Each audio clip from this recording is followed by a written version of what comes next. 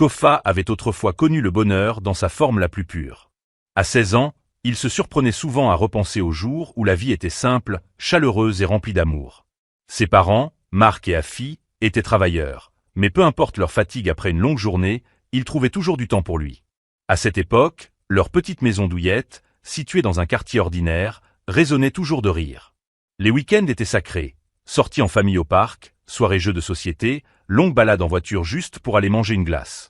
Le père de Kofa, un homme ambitieux et plein de vision, prenait toujours le temps de se rapprocher de son fils, lui apprenant les stratégies des échecs et des jeux vidéo, savourant la joie d'être père.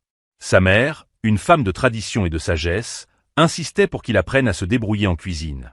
Un homme qui sait cuisiner ne dépendra jamais de personne, disait-elle en lui tendant une cuillère en bois pendant qu'elle remuait une marmite fumante. Kofa chérissait ces moments à ses côtés, goûtant au plat maison, ressentant la chaleur de sa présence. Mais la vie avait d'autres projets.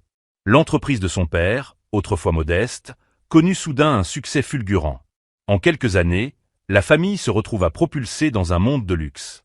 Ils quittèrent leur humble maison pour une immense villa dans l'un des quartiers les plus prestigieux de la ville. Pour beaucoup, cela aurait été un rêve devenu réalité. Mais pour Kofa, ce fut le début de la solitude. Ses amis n'étaient plus à quelques pas de chez lui. Leur nouvelle maison, aussi grande et somptueuse soit-elle, lui semblait froide et vide.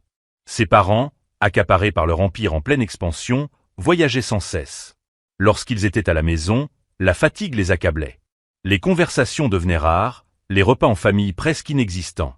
Peu à peu, la chaleur qui avait toujours défini leur foyer disparut.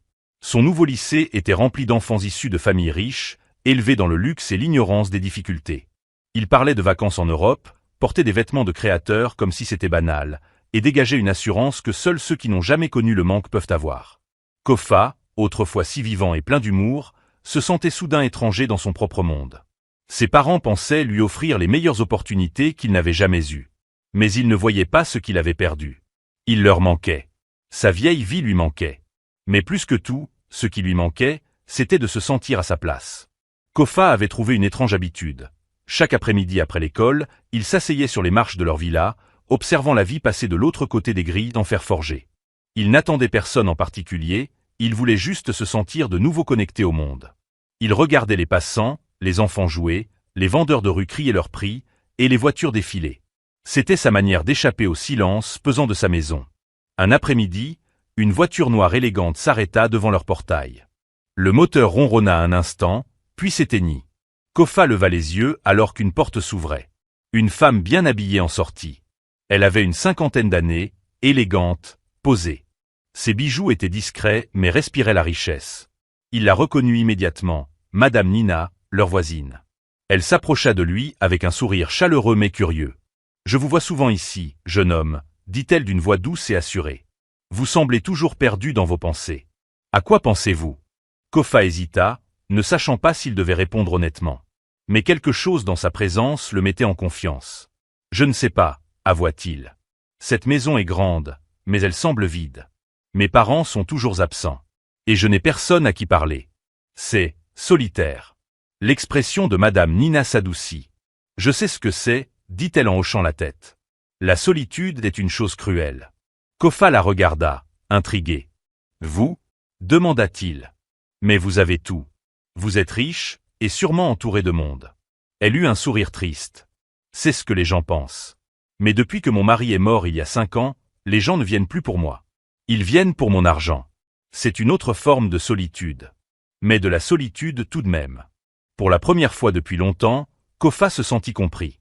Il n'était pas juste un enfant gâté qui se plaignait. Sa douleur était réelle, et quelqu'un d'autre savait exactement ce qu'il ressentait. Madame Nina se redressa et lui sourit d'un air rassurant. « Viens. Changeons ça. Tu n'as pas à être seul tout le temps. » Ce jour-là, pour la première fois depuis leur déménagement, Kofa ressentit quelque chose qui ressemblait à du bonheur. Elle l'emmenina dans un centre de loisirs haut de gamme où ils jouèrent à des jeux de réalité virtuelle et conduisirent des voitures miniatures comme 2 enfants. Elle l'invita dans des restaurants luxueux où la nourriture ressemblait à des œuvres d'art, lui fit découvrir les avantages de la richesse. Vêtements de créateurs, shopping de luxe, expériences exclusives. Être riche a ses avantages, lui dit-elle en lui tendant une montre coûteuse. On peut être seul, mais on peut toujours trouver des moyens d'être heureux. Et pour la première fois depuis des années, Kofa commença à accepter sa nouvelle vie. Sa routine changea complètement. Chaque après-midi, après l'école, il rentrait chez lui, déposait son sac, puis allait directement chez Madame Nina. C'était devenu le moment de la journée qu'il attendait le plus. Elle l'accueillait toujours avec un sourire et avait toujours une activité prévue.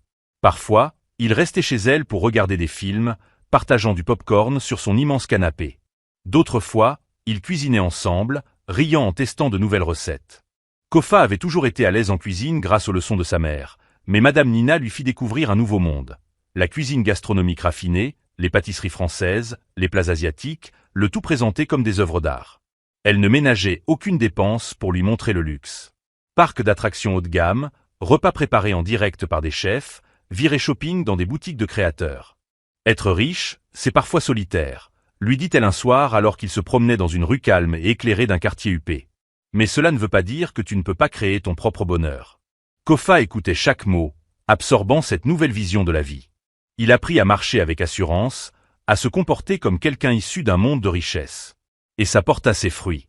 Au lycée, les autres élèves, autrefois distants, commencèrent à le remarquer. Ses vêtements, son parfum, cette aura silencieuse mais puissante qu'il dégageait. Il n'était plus ce garçon maladroit issu d'un milieu ordinaire. Il était devenu différent, raffiné. Ses parents, lorsqu'ils rentraient de leur voyage d'affaires, remarquaient ce changement. Il était plus heureux, plus bavard. Ils le complimentaient sur son nouveau style, sa confiance en lui. L'argent, c'est bien, n'est-ce pas? Plaisanta un soir son père. Je vois que tu commences enfin à profiter de la vie qu'on s'est tué à te construire. Kofa sourit et hocha la tête. Il leur parla de sa nouvelle amie, une personne qui lui montrait comment apprécier les belles choses de la vie. Rassurés de voir leur fils épanoui, ses parents encouragèrent cette relation. C'est bien d'avoir un mentor, dit sa mère. Quelqu'un de plus âgé pour te guider. Il ne savait pas qui était vraiment Madame Mina. Au fil des mois, Kofa et Madame Mina devinrent très proches. Leur lien était unique, bien au-delà de ce qu'il avait jamais connu. Elle était plus qu'une amie. Elle était son refuge, son échappatoire à la solitude. Elle l'écoutait, lui donnait des conseils, le faisait se sentir important. Elle lui faisait croire qu'il comptait vraiment. Mais un soir, tout changea. Après une journée de shopping, ils rentrèrent chez elle. Ils avaient acheté des vêtements de luxe que Kofa essayait avec enthousiasme, défilant devant elle comme un mannequin. Elle riait, applaudissant. « Tu deviens un beau jeune homme », dit-elle d'une voix plus douce que d'habitude. Ils s'assirent ensuite sur le canapé pour regarder un film romantique. Lorsque les personnages principaux partagèrent un moment passionné à l'écran, l'ambiance dans la pièce sembla changer. Kofa remarqua alors la manière dont elle le regardait. Ce n'était plus le regard d'une voisine, ni même d'une amie. C'était autre chose. Quelque chose de plus profond, qu'il ne comprenait pas. Puis, elle se pencha et l'embrassa. Son cœur battait fort. Il était choqué, confus. Il n'avait jamais embrassé personne. Mais il était jeune, et d'une certaine manière, cela lui semblait naturel. Alors il l'embrassa en retour. Cette nuit-là, il découvrit des choses sur le monde qu'il n'avait jamais imaginées. Et ce ne fut que le début. Ce qui avait commencé comme une amitié innocente se transforma en quelque chose d'interdit. Kofa, encore naïf, ne remit rien en question. Il l'aimait bien. Elle le rendait heureux. Elle lui donnait l'impression d'être désiré. Et pour Madame Mina, c'était comme retrouver une passion perdue depuis longtemps, de l'intimité, de la connexion. Elle savait que c'était mal, mais ne s'arrêtait pas. Lui non plus. Kofa n'avait jamais été aussi heureux. Chaque jour après l'école, il rentrait vite à la maison, se rafraîchissait, puis allait chez Madame Mina. C'était devenu une routine, un monde secret dans lequel il se sentait compris, aimé, apprécié. Plus besoin de grandes sorties. Leur simple présence suffisait. Ils cuisinaient, regardaient des films romantiques, ou restaient en silence, simplement ensemble. Avec elle, il ne se sentait plus seul. Elle le traitait comme un homme, pas comme un enfant. Mais la réalité finit par les rattraper. Un soir, ses parents rentrèrent plus tôt que prévu. En arrivant dans leur rue, sa mère écarquilla les yeux, saisissant le bras de son mari. « C'est Kofa, là-bas » demanda-t-elle, pointant du doigt. Ils virent leur fils marcher aux côtés de Madame Mina, leurs doigts entrelacés, un sourire aux lèvres. Ce petit geste fit résonner une alarme dans leur esprit. Son père serra le volant, la mâchoire crispée. Ils passèrent devant eux comme s'ils n'avaient rien vu et se garèrent. Ce soir-là, quand Kofa rentra à la maison, la tempête éclata. « Jeune homme » tonna la voix de son père.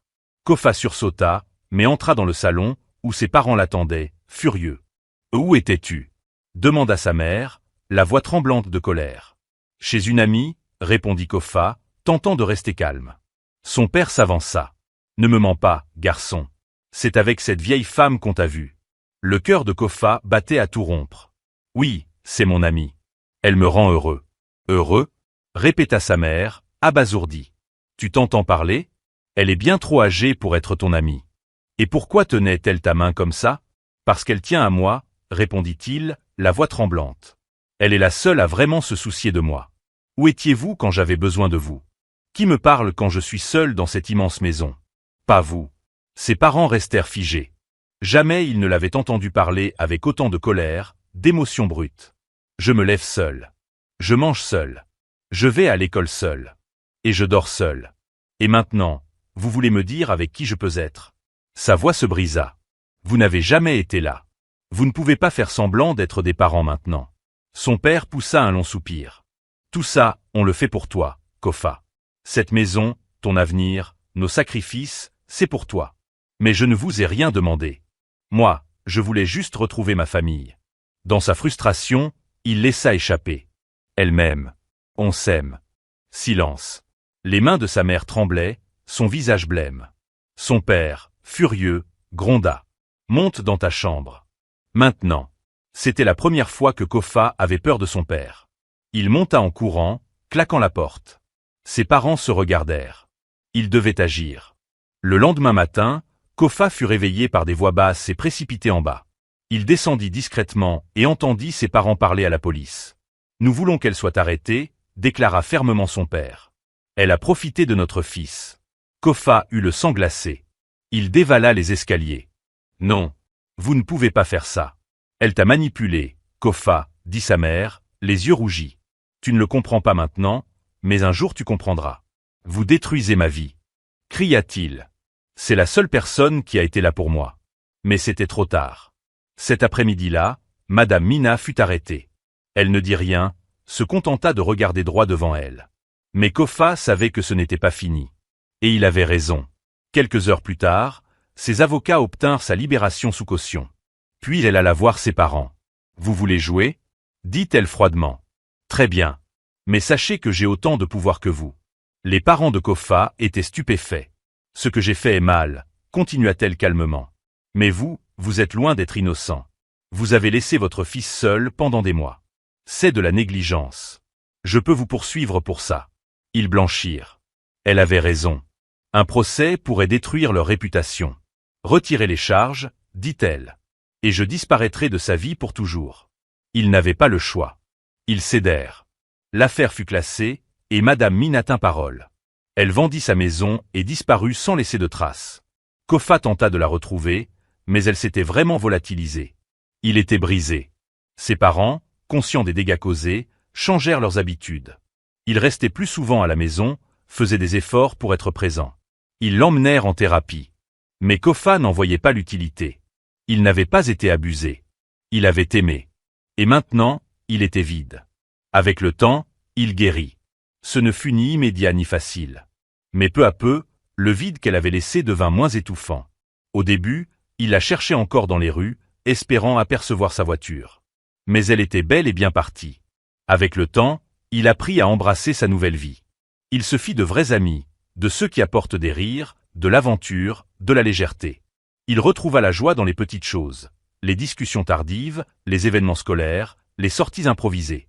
Et même si le vide ne disparut jamais totalement, il ne le définissait plus. Il se rapprocha aussi de ses parents.